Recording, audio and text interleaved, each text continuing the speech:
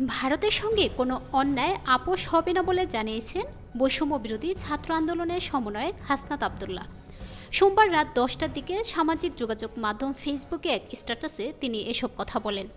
হাসনাত আবদুল্লাহ বলেন, গত 50 বছরে বাংলাদেশ ভারতের সঙ্গে আপোস, আত্মসমর্পণ ও নতজানু আলোচনার মাধ্যমে সম্পর্ক স্থাপনের চেষ্টা করেছে, কিন্তু ফলাফল বেশিরভাগ ক্ষেত্রেই হতাশাজনক, বিশ্বাসঘাতকতা, শোষণ এবং আমাদের সার্বভৌম অধিকারের প্রতি অবহেলা।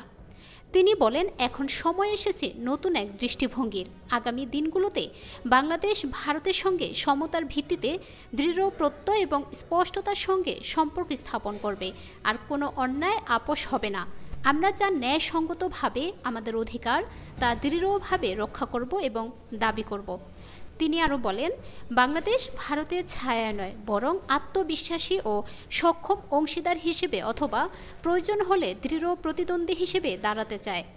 আমাদের সার্বভৌমত্ব এবং স্বার্থ অদলযোগ্য এবং এগুলো রক্ষায় আমরা প্রয়োজনীয় পদক্ষেপ নিতে প্রস্তুত। সর্বশেষ মাতৃভূমি অথবা মৃত্যু লেখে তার লেখা শেষ করেন।